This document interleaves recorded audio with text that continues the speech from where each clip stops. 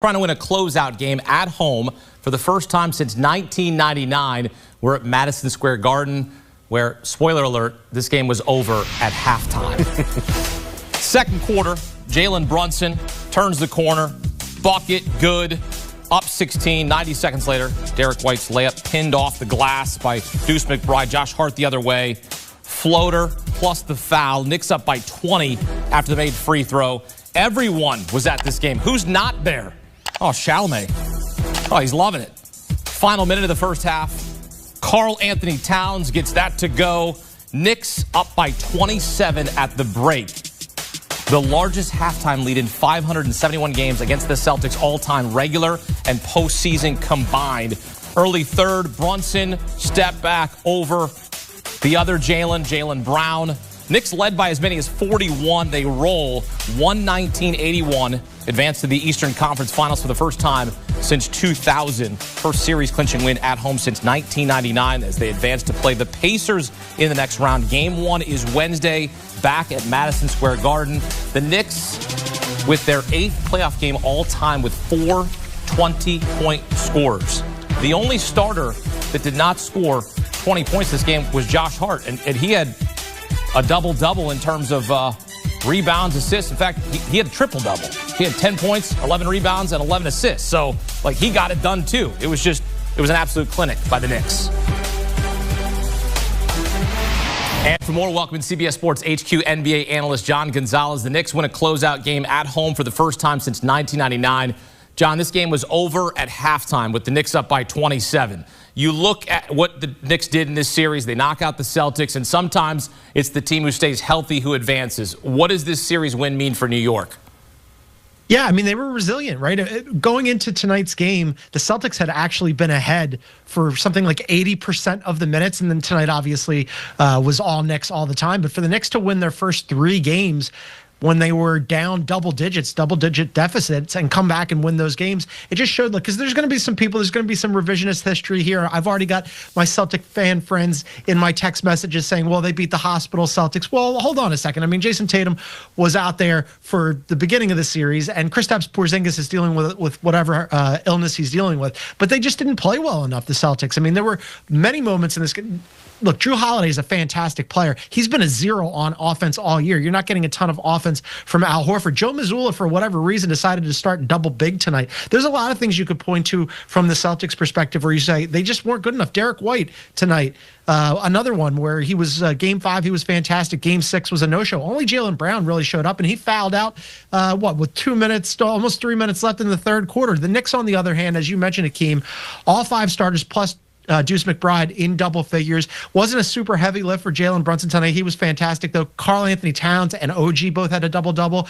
And then Josh Hart had a triple-double, the first playoff triple-double since Clyde Frazier. In 1972, they get their largest playoff win in franchise history, and they do it on a night that sends them to the Eastern Conference Finals for the first time in 25 years. This wasn't just a win, Akeem. This was a party. This was a coronation for the Knicks. They're going to be dancing in the streets till that first Pacers game. Yeah, they got bigger things, though, that they're looking forward to. They want to win an NBA title. They haven't won one since 1973. The Celtics, obviously coming off a title 1 year ago. They were sold for a record-setting $6.1 billion this offseason, but plenty of questions here as they go into the offseason. Boston superstar has a long road to recovery. Jason Tatum expected to miss 8 to 9 months following surgery to repair his ruptured Achilles. Meantime, a couple of possible trade candidates. You mentioned them, Porzingis, Holiday. John, what's next for the Celtics as they head into the offseason? Yeah, they have a big offseason. Brad Stevens has a lot of things to determine. They're looking at a payroll bill with the tax because of the second apron of $500 million. That's not going to get it done when you're not going to have Jason Tatum out there. His season's going to be cooked. You're not going to come back from Achilles this late in the season and then play next year.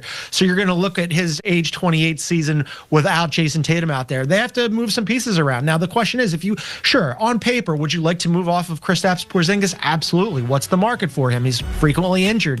He's getting up there in age. He couldn't get out there because of whatever illness was going on. Al Horford, do you bring him back or not, and at what price. Jrue Holiday, I love Jrue Holiday. He's been one of my favorite players to watch forever. Up until this season, I frequently said about him, he doesn't hurt you anywhere. Well, this year, he hurt you offensively. He was not good offensively. I don't know that there's a huge market for Jrue Holiday, especially because he's on a contract that they re-signed him recently along with everybody else that probably isn't as attractive as it would have been when he signed it 2 years ago. Derek White is a guy that you would have a market for, but he's also a player that you probably don't want to move on from if you have designs on rebooting this thing on the fly. Do they consider moving on from Jalen Brown and dangling him out there? Big question marks. They have to cut some payroll. I just don't know where they do it. It's going to be a difficult offseason with some hard choices ahead of them. Well, the Knicks are moving on. Jalen Brunson and the Knicks punching their ticket to the Eastern Conference Finals, and that means a date with Tyrese Halliburton, the Pacers, who bounced the Knicks last season in 7. Halliburton's seen after knocking out New York, rocking the Reggie Miller choking hoodie as the Knicks blew a 2-0 series lead in that matchup against Indiana. Halliburton, Brunson, no strangers either. They came face-to-face last summer on an episode of WWE's SmackDown. Now they're going to SmackDown for a spot in the NBA Finals. They'll battle it out. John, how are you evaluating this matchup? Because we know this series, this matchup between Jalen Brunson and Tyrese Halliburton is not scripted, unless maybe we think it's scripted. What do you think? I think it's going to be a fantastic series. These two teams haven't liked each other forever. Going back to the 90s, the last time these two teams played each other in a conference finals, in the Eastern Conference Finals back in the late 90s, and those were super fun. I anticipate that this will be fun again. As you mentioned, the Pacers knocked the Knicks out last season. The Knicks are going to be feeling themselves here, Akeem. They just got through the defending champion Boston Celtics. They're hated rivals. They're back in the conference finals for the first time in 25 years. But I think that sometimes the casual fan might not realize how good the Pacers have been this year. Yes, the Knicks will be the favorites in this series, but I don't think it should be by much because the Pacers, since January 1, have been playing better basketball than pretty much every team in the NBA except for Oklahoma City, the Cavs, who they just knocked out, and the Celtics, who are gone, right? They've been killing it. And so the Pacers really figured it out. Second half of the season, they started off really slow to begin the year, but second half of the season, offensively and defensively, they've been really good. And Halliburton, who everybody loves to hate, especially New Yorkers, has been playing some of his best basketball of his career after a slow start for him as well. I mean, he was just the closer that you would love to have. It's two closers, right? You're going to have Halliburton on the Pacers, and you're going to have Jalen Brunson. The matchups in this are fantastic and fascinating. Karl Anthony Towns against Miles Turner, Siakam against Josh Hart, and then Nembhard and Nesmith, the do-everything's guys for the Pacers against Bridges and OG. I can't wait for this. I think it's going to be fantastic. Knicks are minus 148 favorites to win the series. Who you got? Close. Yeah, it's close. The Knicks are playing really well. Ladies and gentlemen, it's time. The moment New York Knicks fans have been waiting on for 25 long years is finally here. The drought is over. The pain, the heartbreak, the constant media ridicule washed away in a sea of blue and orange euphoria as the Knicks delivered a blowout for the ages in Game 6. We're not just talking about a win, we're talking about a demolition, a 38-point obliteration of the Boston Celtics, a statement, a reckoning, and you better believe Knicks fans didn't just watch it. They took over every inch of social media, stomping their flag down on the timeline and letting the entire basketball world know. But this isn't just about stats. This isn't just about Game 6. This is about pride. This is about revenge. And this is about a fan base that's been waiting for this day since the days of Sprewell, Houston, and Ewing limping his way through the Garden Dot. Today on New York Knicks Report, we're breaking down the historic victory, the fan reaction that rocked the internet, and what's next in this revenge tour against the Indiana Pacers. Buckle up, Knicks Nation. Let's talk about the scoreboard. Knicks 119, Celtics 81. That's not a basketball game. That's a message carved in stone. And the message is clear. We are done playing with our food. The Knicks came out like a team on a mission. After getting embarrassed in Game 5 in Boston, they returned home to the Garden with a fire that scorched everything in sight. By halftime, they were up by 27. The game was over before most people even got to their seats with their hot dogs. It was the largest playoff victory in franchise history, a 38-point beatdown that shattered a record that had stood for 55 years. That's not just winning, that's rewriting the books. That's making the ghosts of Knicks past sit up and nod in approval. And who led the charge? You already know. Jalen Brunson.